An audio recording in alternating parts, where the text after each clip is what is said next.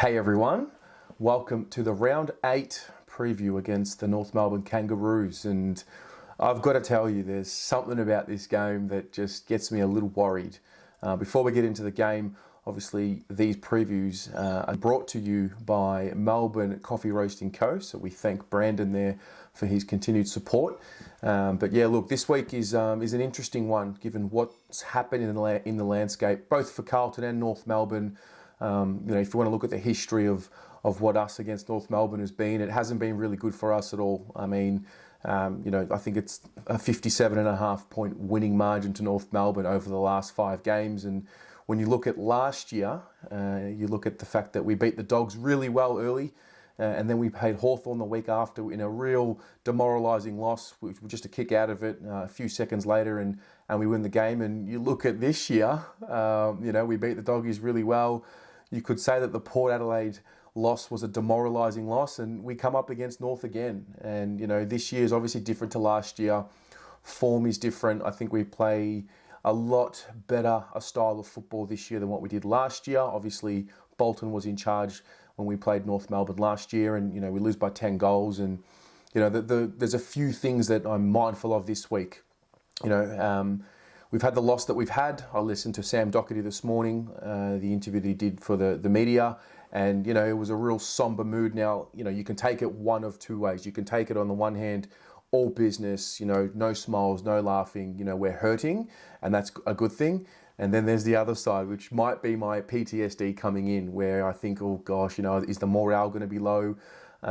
We hear a lot this year about the resilience of this group, the response after the Melbourne loss, the response after the St Kilda loss. So, it seems like every week is the biggest challenge of the year. And this one is obviously unique in that, again, very similar circumstances to last year and what we were doing in the lead up to that North Melbourne game.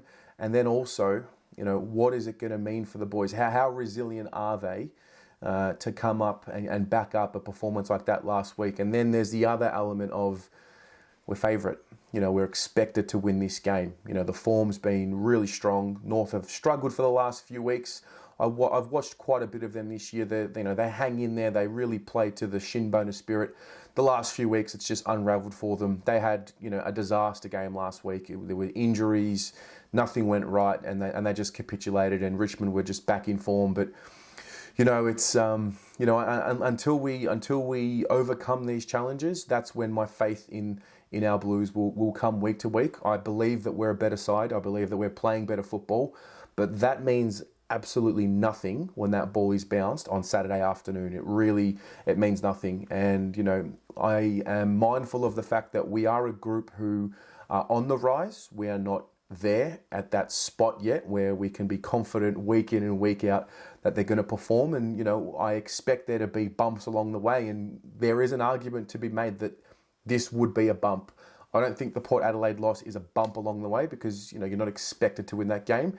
Having said that, we should have won that game. We'll put ourselves in a position to win it, and we, just faltered under pressure. That was what it was. So looking at this week, I truly believe if we don't put them away early enough, they will hang in there and they will grit and they will bite and they will chew their way into a position where, they could win the game. I mean, they one thing I've noticed with them, they can fight and they can claw their way, but they just lack a little bit of polish. With 5 losses in a row for them, I believe it is, it's only a matter of time before that group just needs a win. There's some vibes out of North Melbourne that's getting a little bit tough and it's a long harb and there's a little bit of that, but make no mistake, if we don't put them away and we allow North Melbourne to get emotionally invested in the game, as Dermot Brereton explained a few weeks ago, if you allow a side to get emotionally invested, they will hang in there. And, look, great test for us. This will be a real measuring stick as to whether we're an improved side. One could argue that we've faced some really quality opposition in 2020, teams that are in the top 8 or who expect to be in the top 8. North Melbourne is probably one of those sides who, I guess, many probably wouldn't have them in the top 8. Internally, I would suggest that they think they're a top 8 side, given that the players that they have, obviously they kept their mature players. They didn't trade too many of their experienced players to look ahead. So, I expect a ferocious North Melbourne. And, look, If we just play the way we've been playing the last few weeks, I believe it's good enough to win. Looking at changes, I mean, I spoke about it on the show on Monday night, and my feeling is we don't need to make changes. I mean, obviously, Silvani, he played a game in that reserves match. Fisher played another one in that reserves match. We got Paddy Dow back, his first game back in that reserves match. I don't expect Paddy to come back. I wouldn't be surprised to see Jack Silvani or Fisher come in. As of making this video, I don't know yet what the situation is with Tom Williamson. You know, there has been a little bit of talk about Cunningham and maybe even Nunes. I don't think either of those two deserve to be dropped just yet. I think I would like to see continuity. And at the end of the day, the last 2 weeks, they've played some really good footy across 4 quarters in both games. Very unlucky in the second one, but you know, you get what you deserve in this caper at the end of the day. And at the end of the season, you get exactly what you deserve. So I'm mindful, you know, and I think this is the type of attitude we need to have with a team like North Melbourne and every team that we play, because the moment we feel like we should be winning a game and the moment that creeps into the players' minds is the moment we're going to be that 2 or 3 or 4% off. And you look at just a little reflection of that. Mark Pitternet thought he was going to come up against Scott Lysette all week. All of a sudden, Lysette's out. He sees Ladhams.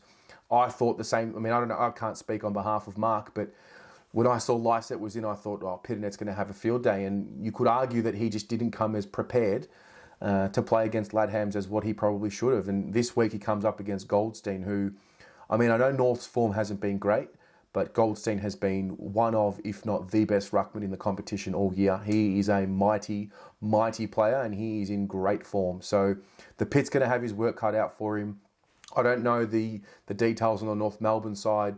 Jed Anderson didn't play last week. Cunnington didn't play last week. Zeeble played, but he got injured. So I think we can be certain that he won't play this week. And those are 3 key pillars of their, I guess, the way that they want to play in their brand. You know, they want to play with that ferocity and that shinboner spirit. And I think the 3 of them really lead that.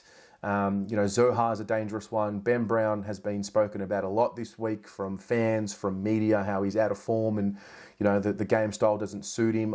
You can just see he's going to play well this week. So I'm mindful of that. He's obviously a big boy. He's tall, he's strong, he's long, he can draw free kicks as well. So that's something I'm mindful of.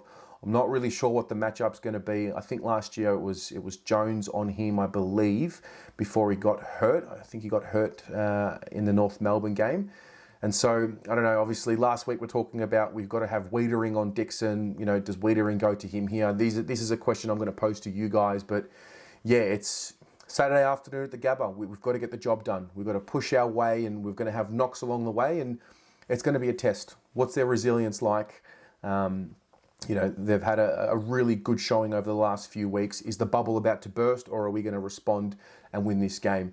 It is Sam Doherty's 100th game, which I think will allow us to have a little bit more emotion in the game, and I think it's a very significant moment for him and for the football club, and I think the boys, being the tight-knit group that they are, they will rally around him, and who knows, maybe that'll help them with the start of the game, given what he's been through and what he means to the club and the group in particular. But yeah, look, that's how I'm seeing it. I'm not taking them lightly at all. I want to be sitting here talking about a great win. I don't care how much we win by. I just want to see us play well. I want to see us get the W. I want to be sitting here and talking about a 4-4 record.